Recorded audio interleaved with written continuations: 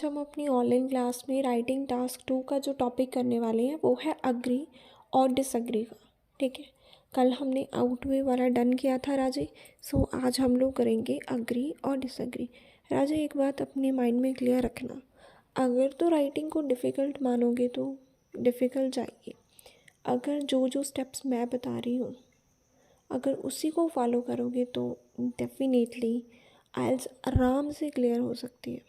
ठीक है, writing task 2 में टेम्पलेट्स कभी यूज़ मत करना, ये चीज़ का ध्यान रखना है। ठीक है, कभी भी उस साइड नहीं जाना है टेम्पलेट्स वाली। सो देखो आज का जो हमारा क्वेश्चन है उसको हम लोग देखते हैं पहले। देखो फिर आज का क्वेश्चन क्या बोल रहे हैं हमें, big salary is much more important than job satisfaction, do you agree और डिसअग्री। राजी क्वेश्चन हमें ये बोल रहा है भी ज़्यादा सैलरी होना ज़रूरी है, आप जॉब से खुश हो या ना हो ये मैटर नहीं करता, पैसा मैटर करता है जॉब में।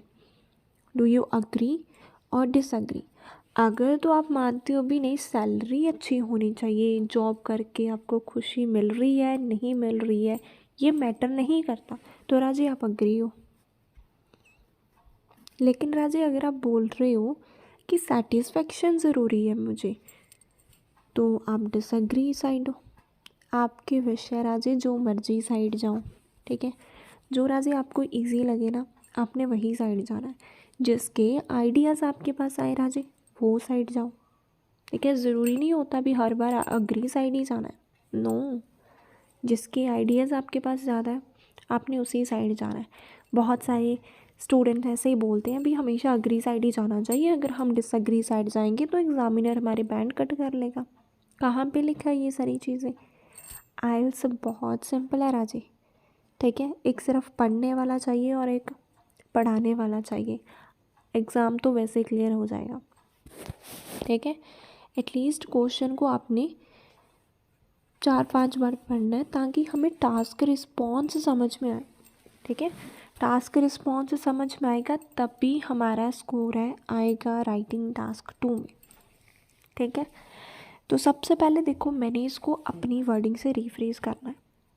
आप अपनी वर्डिंग से करोगे, रमन अपनी वर्डिंग से करेगी, शिखा अपनी वर्डिंग से करेगी, राजवीर अपनी से करेगा।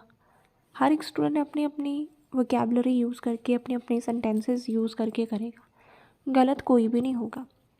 हाँ, वो ज़रूर पर्सन गलत होगा जो इनफॉर्मल वोकैबुलरी यूज़ करेगा। ठीक है, सो ये चीज़ का ध्यान रखना आपने। देखो सबसे पहले मैंने इसको कैसे रीफ्रेज़ किया है।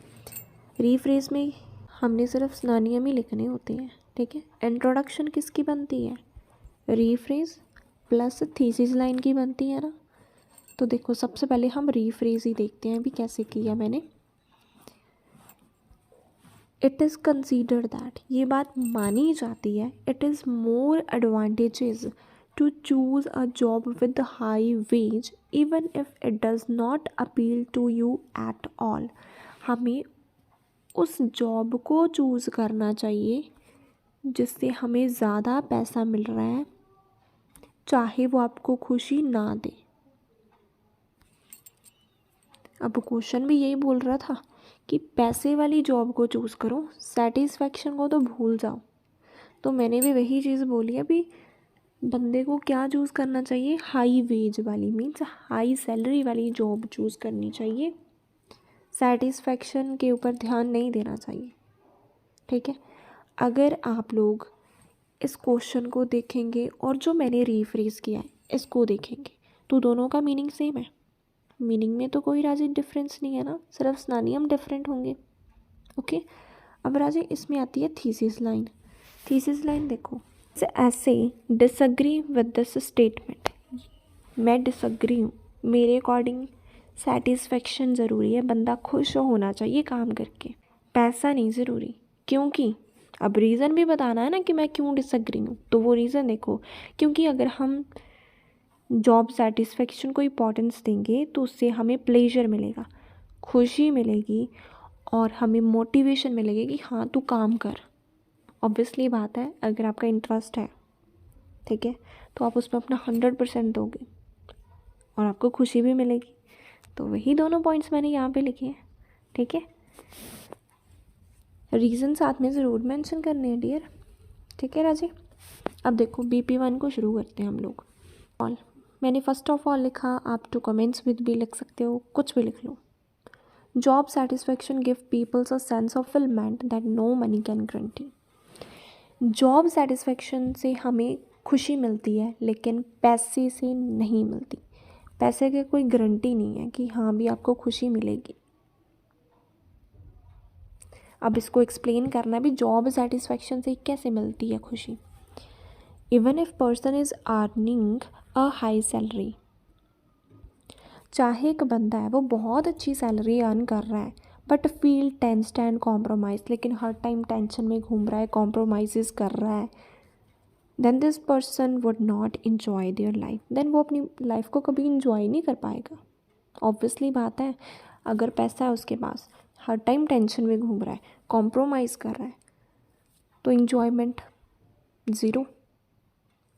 While pursuing one's interest will bring pleasure and feeling of satisfaction. लेकिन अगर हम जॉब अपने इंटरेस्ट के अकॉर्डिंग करेंगे तो हमें खुशी भी मिलती है, हम सेटिस्फाई भी होते हैं, हमारा दिल भी करता है कि हाँ हम काम करें, ठीक है।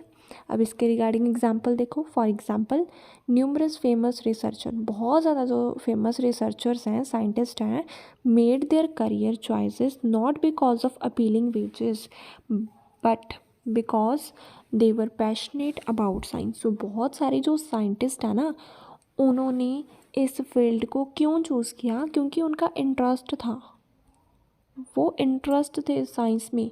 पैसे को लेकर नहीं उन्होंने इस फील्ड को ज्वाइन किया, इंटरेस्ट से उन्होंने इस फील्ड को ज्वाइन किया, ठीक है, क्योंकि इंटरेस्ट से उनको खुशी मिली है, ठीक है। अब राजू रिज़ल्ट देखते हैं। Thus it is quite clear that, ये बात हमें क्लियर होती है, it is more imperative to choose the kind of work that makes them happy instead of high salary. So हमें वो काम चूज़ करना चाहिए जिसको करके हमें खुशी मिले, ना कि सैलरी को देखकर काम चूज़ करना चाहिए। किसको देखकर करना चाहिए? खुशी को देखकर भी, कौन सा काम करके आपको खुशी मिल रही है। फर्दर स्ट्रेंथनिंग द व्यूज़, अपने व्यूज़ को आगे एक्सप्लेन करते हैं। Doing job for satisfaction leads to not only career growth but also inspire message. सो अगर हम जॉब सेटिस्फेक्शन को देखें तो उससे क्या होता है, हमारी करियर भी अच्छा होता है और हमें मोटिवेशन भी मिलती है। ऑब्वियसली है ये बात तो, कि हम लोग अपने इंटरेस्ट का काम करते हैं तो हमें सक्सेस भी मिलती है उसमें, हम मोटिवेट भी होते हैं भी हाँ अब तू काम कर, ठीक है। अब इसी चीज़ को मैंने एक्सप्लेन करना है। To explain it, there is a strong relation between job satisfaction और प्रोडक्टिविटी। बहुत एक अच्छा रिलेशन है जॉब सेटिस्फैक्शन और प्रोडक्टिविटी के बीच में, ठीक है। अगर बंदा सेटिस्फाई है, खुश है अपनी जॉब से, तो अच्छा काम करेगा। अगर बंदा सेटिस्फाई नहीं है, खुशी नहीं है अपने काम से, तो उसकी प्रोडक्टिविटी भी बहुत गंदी होगी। As people who love their job can easily excel in the field of work. जो बंदा अपनी जॉब से खुश है वो किसी भी फील्ड में अच्छा कर सकता है और उसको सक्सेस भी मिलेगी। Then those who put salary on first place, लेकिन जो बंदा सैलरी को देख के जॉब करता है वो कभी भी सक्सेस को गेट नहीं कर सकता। To cite an example, Henry Miller decided to leave his regular job despite a good remuneration.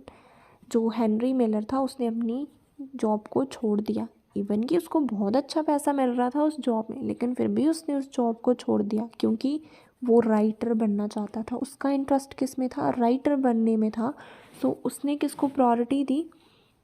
अपने इंटरेस्ट को प्रायोरिटी दी, जिसकी वजह से वो काफ़ी ज़्यादा फेमस भी हो गया, ठीक है। रिजल्ट देखो, therefore advantages of jobs that keeps individual satisfy outweigh the drawbacks of. So इसमें मैंने क्या चीज़ बताई है कि अगर इंडिविजुअल वो काम करता है जिससे उसको सेटिस्फेक्शन मिलती है तो डेफिनेटली उसका जो करियर है ना वो बहुत अच्छे से इम्प्रूव हो जाएगा, वो डेफिनेटली सक्सेस को गेट करेगा। अब कंक्लूज़न में देखो, to conclude it, I believe that, मुझे ये बात लगती है, job satisfaction is more beneficial. सुरा जी, मैंने अपना ओपिनियन दिया कि मुझे ये चीज़ लगती है भी जॉब सेटिस्फेक्शन ज़्यादा फ़ायदेमंद है than handsome amount of salary, because it gives them amusement as well as motivation. क्योंकि जॉब सेटिस्फेक्शन से हमें अम्यूज़मेंट मिलती है, खुशी मिलती है और मोटिवेशन मिलता है। अब हैप्पीनेस की बात हुई थी BP1 में एंड मोटिवेशन की बात हुई थी BP2 में। ठीक है, कुछ भी फालतू टॉक नहीं लिखनी है। जो हमने पॉइंट्स BP1 और BP2 में लिखे थे उन्हीं को ही मैंने रिफ्रेश करके कंक्लूज़न में ऐड ऑन किया। ओके, समझ में आया? आप देख सकते हो उसमें काफ़ी अच्छी वोकैबुलरी भी हमने यूज़ की है। ठीक है, वेरिएशंस भी यूज़ किए हैं, स्ट्रक्चर भी एक्यूरेट है, तो हमारा स्कोर डेफिनेटली आएगा ही आएगा। ये 8 बैंड का सैम्पल आंसर है डियर। ओके, तो अब अगर किसी को भी प्रॉब्लम है ना, वो मेरे से पूछ लो।